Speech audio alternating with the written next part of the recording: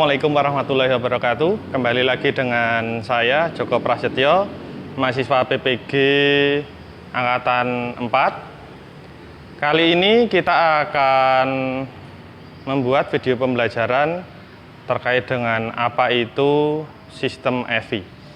Nah, salah satu mobil ini adalah mobil era sekarang yang sudah menggunakan sistem electronic fuel injection. Apa itu EV? Electronic fuel injection itu adalah suatu sistem pada kendaraan yang menggunakan elektrikal untuk mengatur semua yang ada pada kinerja mesin. Nah, kelebihan dari EV itu adalah yang pertama, mesin lebih responsif. Yang kedua, nanti efisiensi bahan bakar akan tercapai. Dan yang ketiga, otomatis nanti emisi gas buangnya akan rendah.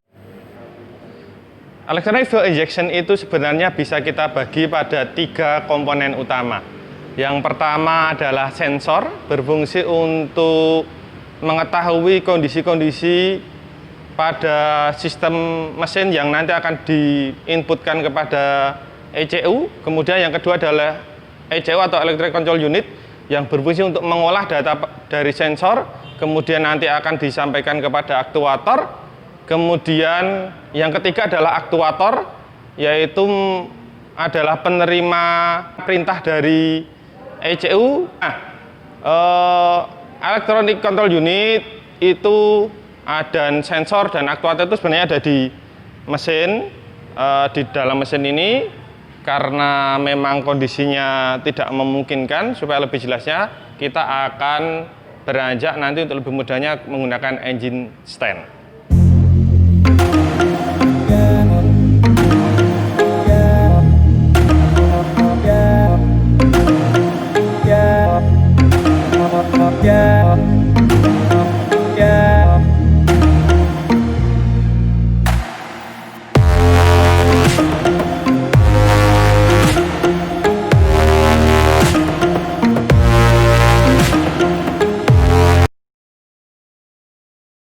Berikut ini kita akan tampilkan, ini adalah engine stand dari Toyota Avanza. Nah, pertama kita akan ketahui identifikasi sensor-sensor. Ya, sensor tadi adalah berfungsi untuk masukkan ke ECU terkait dengan kondisi dari mesin. Nah, yang pertama adalah IATS, Intake Air Temperature Sensor. Letaknya ada di ini filter udara masuk, berfungsi untuk mendeteksi suhu udara masuk yang nantinya akan ke ECU.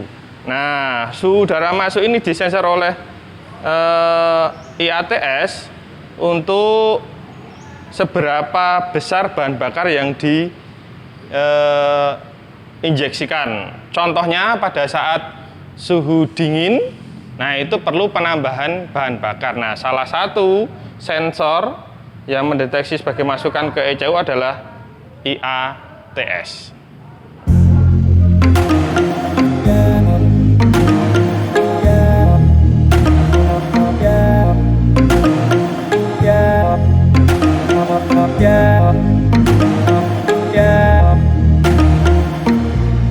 Sensor yang selanjutnya yaitu manifold absolute pressure, berfungsi untuk mendeteksi tekanan udara masuk. Nah, letaknya berada di filter udara. Ini manifold absolute pressure sensor. Nah, dia terhubung oleh selang, kemudian menuju ke intake manifold. Nah, fungsinya mendeteksi tekanan udara masuk, kemudian dia akan memberikan sinyal kepada ECU. Nah, contoh aplikasinya adalah pada saat tekanannya naik atau kevakumannya itu besar, contoh pada saat akselerasi. Nah, ini memberikan informasi ke ECU supaya ECU memerintahkan injektor untuk menambah bahan bakarnya. Nah, itu adalah letak dan fungsi dari manifold absolute pressure sensor atau MAP sensor.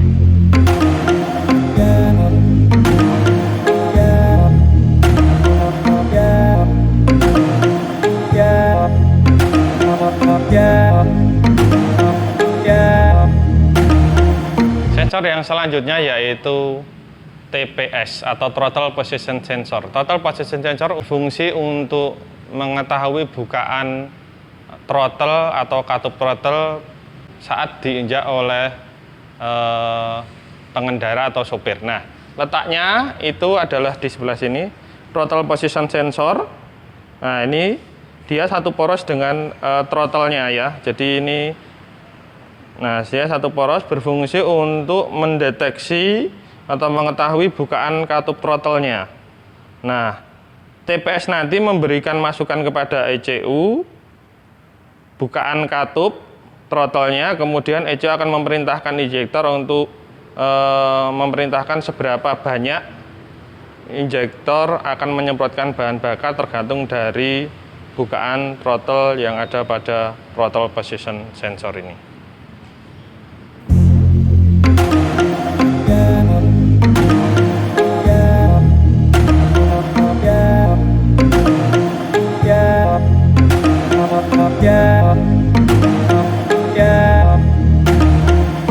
Sensor yang selanjutnya adalah WTS atau Water Temperature Sensor. Water Temperature Sensor berfungsi untuk mendeteksi suhu yang ada pada air pendingin.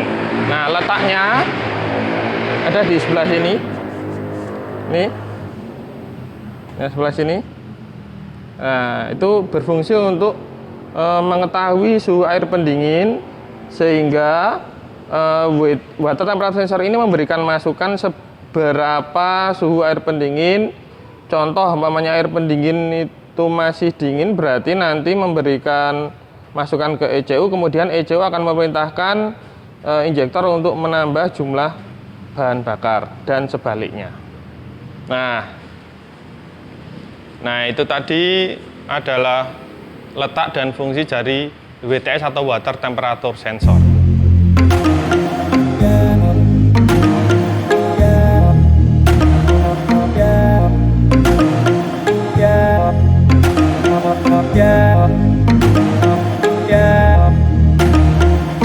Sensor yang selanjutnya yaitu CKP, Crankshaft Position Sensor, berfungsi untuk mendeteksi putaran dari poros engkol dan berfungsi untuk mendeteksi top silinder 1. Nah, letaknya berada di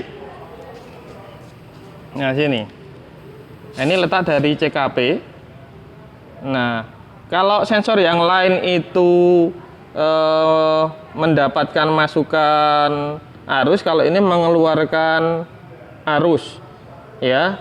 Nah, sehingga dia bisa mendeteksi kapan posisi akhir langkah kompresi silinder 1. Nah, ini yang mendeteksi adalah CKP, kemudian nanti memberikan masukan kepada ECU sebagai masukan dari saat pengapian dan lain sebagainya. Nah, itu adalah letak dan fungsi dari CKP.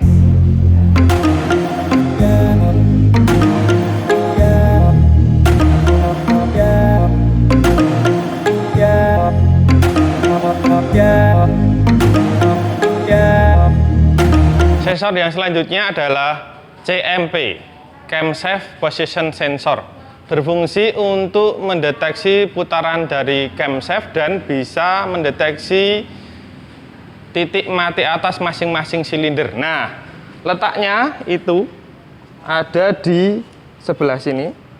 Nah, atas. Nah, ini memang satu poros ya dengan camshaft. Nah, camshaft ini memberikan masukan kepada ECU kapan masing-masing silinder itu pada posisi titik mati atas. Nah, sehingga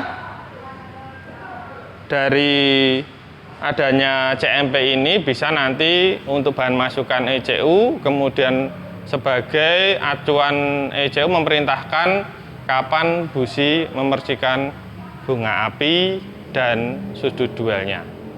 Terima kasih.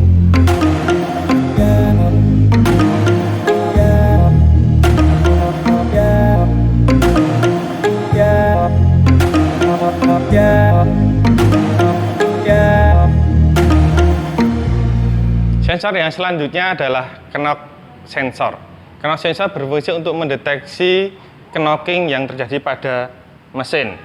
Knock sensor berfungsi untuk mengetahui getaran mesin yang berlebihan akibat majunya saat pengapian. Sehingga pada saat pengapian semakin terlalu maju, dengan adanya knock sensor bisa dilihat letaknya di antara silinder 2 dan 3. Nah, dia berada di tengah supaya mendeteksi getaran yang ada pada mesin. Nah, pada saat terdapat knocking yang besar atau getaran yang besar, berarti knock sensor akan memberikan masukan kepada ECU untuk memundurkan saat pengapian, karena getaran yang besar itu disebabkan oleh pengajuan pengapian. Nah, pada saat nanti tidak terjadi knocking, maka ECU akan memerintahkan untuk diajukan pengapiannya, dan itu akan berjalan terus-menerus. Nah, itulah fungsi dan letak dari knock sensor.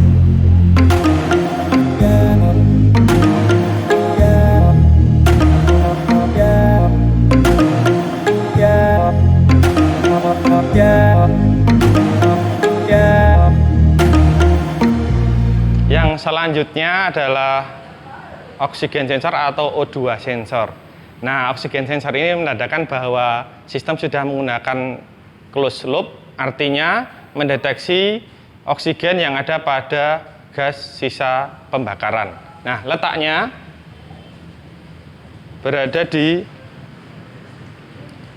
exhaust manifold, fungsinya untuk mendeteksi oksigen yang ada pada sisa pembakaran. Nah, oksigen ini akan dimasukkan atau sebagai masukan kepada ECU.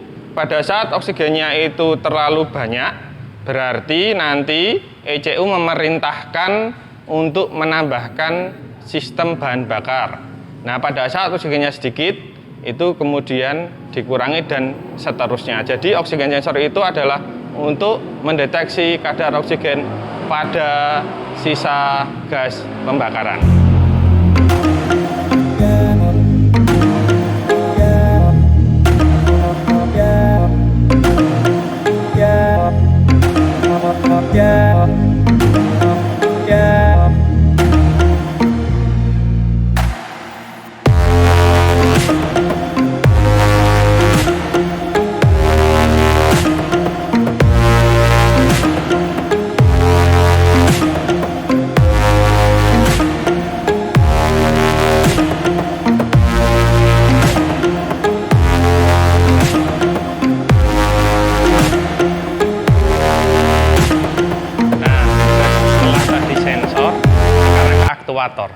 Aktuator adalah suatu komponen yang diperintahkan oleh ECU untuk mengerjakan sesuatu yang ada pada mesin. Nah, yang pertama yaitu check engine lamp. Nah, berada pada dashboard, berfungsi untuk memberitahu pengemudi terkait dengan kerusakan atau warning adanya kerusakan pada kendaraan atau mesin. Nah, letaknya ada di dashboard. Nah, pada saat kita on kan, nah ini adalah check engine lamp. Nah, pada saat posisi mesin hidup, kalau baik cek engine-nya mati. Tetapi pada saat mesinnya dihidupkan, kok cek engine-nya menyala, berarti ada kerusakan atau ada malfunction pada mesin atau kendaraan. Nah, itu adalah yang pertama terkait dengan aktuator, yaitu check engine lamp.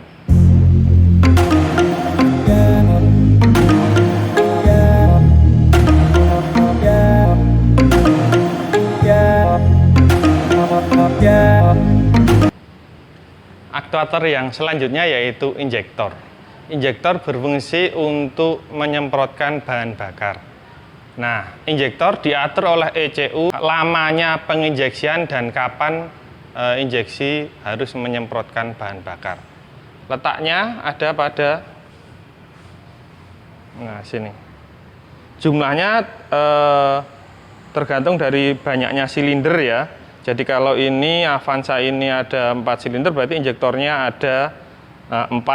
Nah, ini yang kabel yang masuk yang diperintahkan oleh ECU untuk kapan waktu injektor akan menginjeksikan, dan lamanya penginjeksian menentukan jumlah bahan bakar yang diinjeksikan. Nah, itu tadi aktuator yang bernama injektor.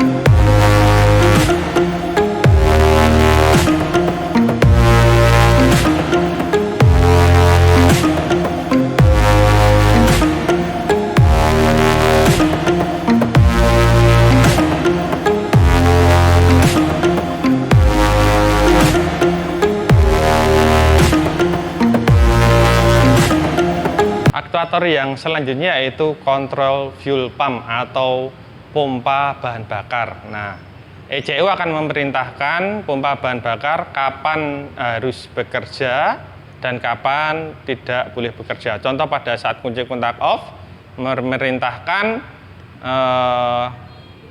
pompa bahan bakar untuk mematikan. Nah, letaknya itu jelas. Ini kalau ini di engine stand, berarti ini letaknya ada di tangki bahan bakar. Nah, ini dia ada di dalamnya sini.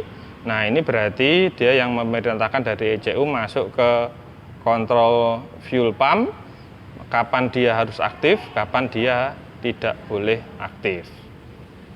Nah, itu tadi adalah aktuator yang selanjutnya yaitu kontrol fuel pump atau pompa bahan bakar.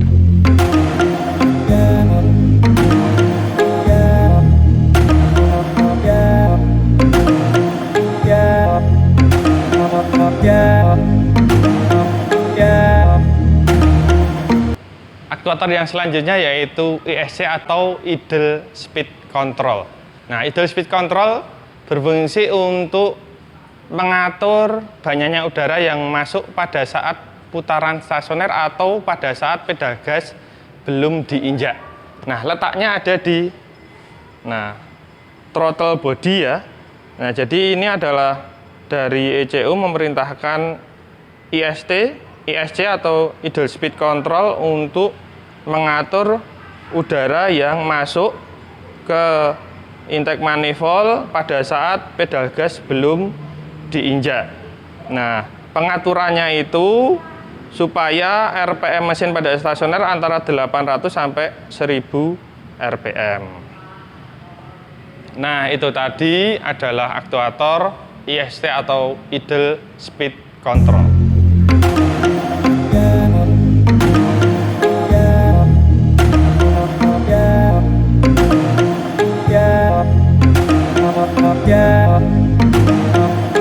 Hasilnya yaitu electric cooling fan control.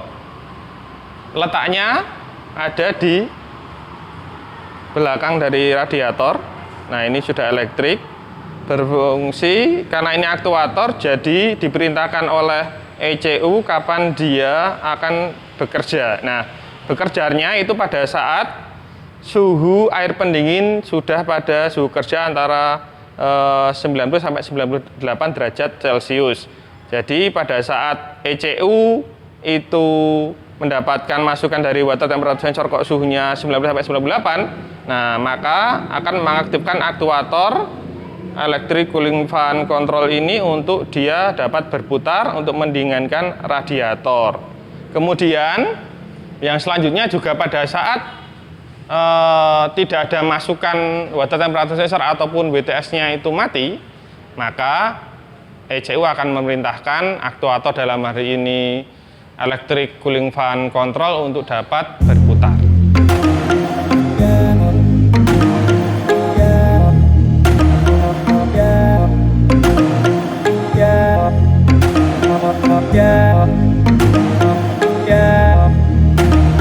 Aktuator yang selanjutnya adalah OCV atau Oil Control Valve. Nah, bisa kita gambarkan, ini letaknya ada di sebelah sini. Nah, OCV ini berfungsi untuk mengontrol tekanan oli atau jumlah oli dalam mesin. Nah, pada saat jumlah oli itu kurang, maka oil control valve akan membuka lebih lebar dan tekanan oli akan naik lebih banyak. Tetapi pada saat tekanannya berlebihan, maka OCV akan diperintahkan oleh ECU untuk memperkecil sehingga tekanannya akan turun. Nah, itu tadi adalah aktuator yang namanya OCV atau Oil Control Valve.